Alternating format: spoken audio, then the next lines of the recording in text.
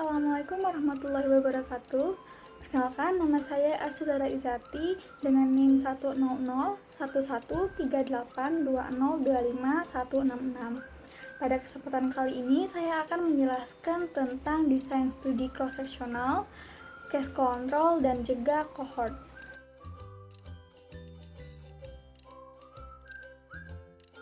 Yang pertama ialah desain studi cross-seksional, di mana desain studi cross-seksional sendiri dikenal dengan nama studi prevalence atau studi belah lintang.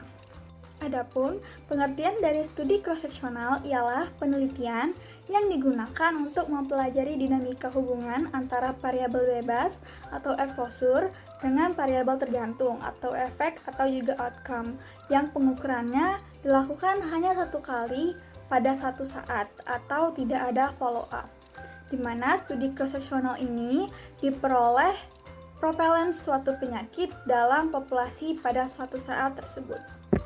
Desain studi cross-seksional biasanya digunakan di saat kita ingin mengetahui prevalensi penyakit maupun faktor risiko yang berkembang di masyarakat. Kemudian pada saat angka kejadian penyakit yang diteliti tinggi. Adapun kelebihan dan kekurangan dari desain studi cross-seksional. Untuk kelebihannya sendiri, yang pertama yaitu mudah dilakukan, murah, dan hasilnya cepat diperoleh. Yang kedua, dapat dipakai untuk meneliti banyak variabel sekaligus. Yang ketiga, jarang terancam dropout. Yang keempat, generalisasinya cukup tinggi karena menggunakan populasi dari masyarakat umum, tidak hanya para pasien yang mencari pengobatan. Yang kelima, yaitu dapat dimasukkan ke dalam tahapan pertama suatu penelitian kohort atau eksperimen tanpa atau sedikit menambah biaya. Dan yang terakhir, yaitu dapat digunakan sebagai dasar penelitian selanjutnya yang bersifat lebih konklusif. Adapun untuk kekurangan dari desain studi cross-seksional ini sendiri, yang pertama yaitu dibutuhkan jumlah subjek yang banyak.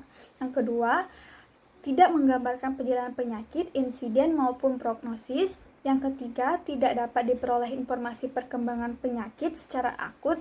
Dan yang terakhir, tidak boleh dipakai apabila angka kejadian penyakit rendah atau jarang. Desain studi selanjutnya yaitu studi kasus kontrol, di mana biasa kita kenal sebagai case comparison study, case reference study, case history study, retrospective study, dan case control study. Adapun pengertian dari desain studi kasus kontrol sendiri yaitu penelitian yang dilakukan untuk mencari korelasi antara paparan dan outcome dengan pendekatan retrospektif, di mana retrospektif sendiri yaitu outcome-nya diidentifikasi terlebih dahulu, kemudian baru kita cari riwayat paparannya. Untuk penelitiannya dimulai dengan mengidentifikasi pasien dengan outcome atau penyakit sebagai kasus dan kelompok tanpa outcome atau penyakit sebagai kontrol.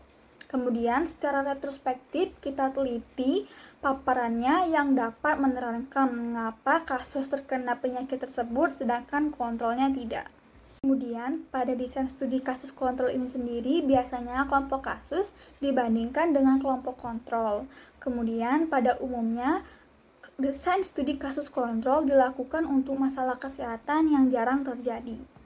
Adapun prinsip dari penelitian case control ini sendiri, yang pertama yaitu desain penelitian untuk mengetahui faktor risiko dengan kejadian penyakit. Desain kedua berangkat dari kasus atau penyakit yang dipelajari.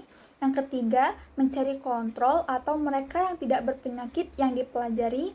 Yang keempat, sumber kasus dan kontrol harus dari populasi yang jelas. Dan yang terakhir yaitu mencari paparan dari masa lalu. Adapun kelebihan dan kekurangan dari desain studi case control ini sendiri, untuk kelebihannya yang pertama yaitu sangat berguna untuk meneliti masalah kesehatan yang jarang terjadi di masyarakat atau penyakit langka.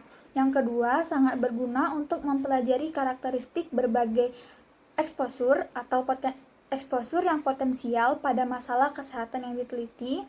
Yang ketiga, relatif murah dibandingkan dengan studi analitik yang lain atau cohort. Dan yang keempat yaitu dapat dilakukan dalam waktu relatif singkat. Dan yang terakhir yaitu memerlukan subjek penelitian yang lebih sedikit. Untuk kekurangannya pada desain studi case control ini, yang pertama yaitu tidak dapat untuk menentukan insiden rate dari suatu penyakit. Yang kedua, untuk data dari paparan dapat dikumpulkan setelah terjadi penyakit dan sering tidak lengkap dan terjadi penyimpangan. Yang ketiga, kesulitan memilih kontrol yang tepat. Dan yang terakhir yaitu kadang-kadang sulit untuk memastikan hubungan temporal antara paparan dan penyakit. Adapun faktor-faktor yang perlu diperhatikan pada studi kasus kontrol, yang pertama ialah bias seleksi. Hal ini dapat terjadi karena sampel terdiri dari dua populasi yang berbeda. Yang satu menderita penyakit dan yang lainnya tidak, sehingga sulit dijamin bahwa kedua populasi ini cocok betul dan bebas dari kesalahan memilih. Yang kedua, ialah bias informasi, di mana data mengenai faktor risiko didapat setelah terjadinya penyakit, kemungkinan di medical record yang tidak lengkap, atau pada waktu wawancara pasien lupa mengenai paparan yang menimbulkan penyakit. Dan yang terakhir ialah bias confounding, di mana penyimpangan yang berasal dari faktor eksternal yang dapat mempengaruhi hubungan antara paparan dan efek atau outcome. Kriteria yang perlu diperhatikan dalam memilih kasus. Yang pertama ialah kriteria diagnosis, yang kedua ialah populasi sumber kasus, dan yang terakhir yaitu jenis data penyakit, di mana kasus ini dapat diperoleh dari dua populasi sumber. Yang pertama rumah sakit atau hospital based, dan yang kedua adalah komunitas atau population based. Kemudian selanjutnya yaitu kriteria yang perlu diperhatikan dalam memilih kontrol. Yang pertama yaitu karakteristik populasi sumber data, yang kedua ialah keserupaan antara kasus dan kontrol, dan yang terakhir yaitu pertimbangan praktis dan ekonomis, di mana kontrol dapat diperoleh dari populasi sumber. Contohnya ialah rumah sakit, populasi umum, tetangga, dan juga kerabat keluarga. Yang terakhir ialah desain studi cohort atau studi insiden, di mana jenis-jenis studi cohort ini sendiri ialah studi cohort prospektif dengan kelompok pembanding internal, studi cohort prospektif dengan kelompok pembanding eksternal atau studi cohort ganda, studi cohort retrospektif atau historical cohort, dan nested case control study. Adapun definisi dari studi cohort sendiri ialah rancangan penelitian observasional analitik yang mempelajari hubungan antara paparan dan penyakit dengan cara membandingkan kelompok terpapar dan kelompok tidak terpapar berdasarkan status penyakit. Kelebihan dalam studi cohort ini sendiri yang pertama ialah desain terbaik dalam menentukan insiden dan perjalanan penyakit yang diteliti. Yang kedua ialah paling baik dalam menerangkan hubungan dinamika antara paparan dan penyakit secara temporal. Yang ketiga ialah merupakan pilihan yang terbaik untuk kasus yang bersifat fatal atau progresif. Yang keempat ialah dapat dipakai untuk meneliti beberapa efek sekaligus dari suatu paparan tertentu. Dan yang terakhir ialah memiliki kekuatan yang andal untuk meneliti berbagai masalah kesehatan yang makin meningkat karena pengamatan dilakukan secara kontinu dan longitudinal. Adapun kelemahan dari studi cohort ini, yang pertama ialah biasanya memerlukan waktu yang lama, yang kedua ialah sarana dan biaya besar atau mahal, yang ketiga ialah kurang efisien dari segi waktu maupun biaya untuk meneliti kasus yang jarang terjadi. Yang keempat, terancam DO atau terjadi perubahan intensitas paparan yang dapat mengganggu hasil dari analisis.